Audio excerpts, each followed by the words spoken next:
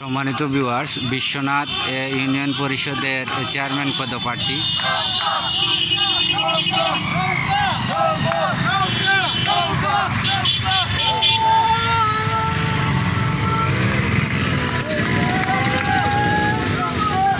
Biswanath union পরিষদের chairman পদপ্রার্থী জনাব আব্দুল জলিল হিরণ মিয়া নৌকা মার্কার সমর্থনে এইমাত্র খাইয়াখাই নতুন বাজার থেকে একটি মোটরসাইকেল শোভাযাত্রা পশ্চিম শাসন হয়ে নাজির বাজার চলে যাবে।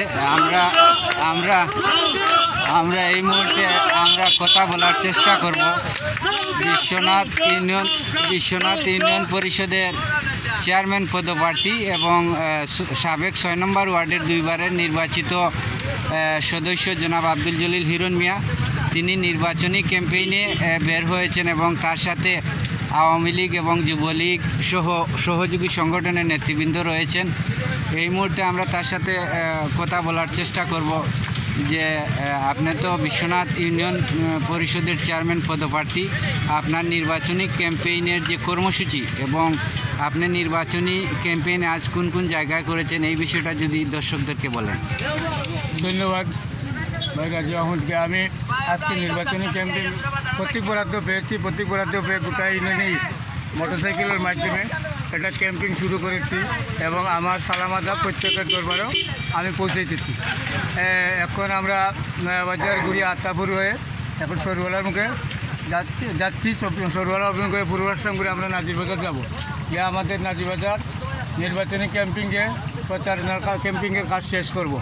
আমি এই আজকে প্রতীক পাইয়া আমার ইউনিয়নবাসীর কাছে আমার পক্ষ থেকে সালাম আদাব আপনার এই চ্যানেলের মাধ্যমে পাঠাচ্ছি এবং সবার কাছে দোয়া ও সহযোগিতা চাচ্ছি। সবার কাছে ভোটের জন্য আবেদন করছি, দয়া করে যদি আমাকে সবাই ভোট দিন। আগামী 17 জুলাই নির্বাচিত হয়ে আমি বিশ্বনাথ ইউনিয়নকে একটি মডেল ইউনিয়নে রূপান্তরিত করার উদ্দেশ্যে আমি রূপান্তরিত করব।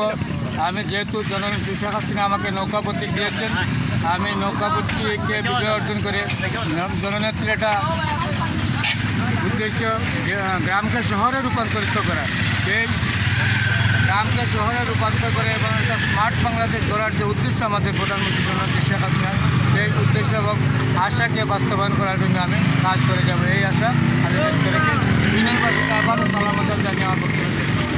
আসসালামু আলাইকুম।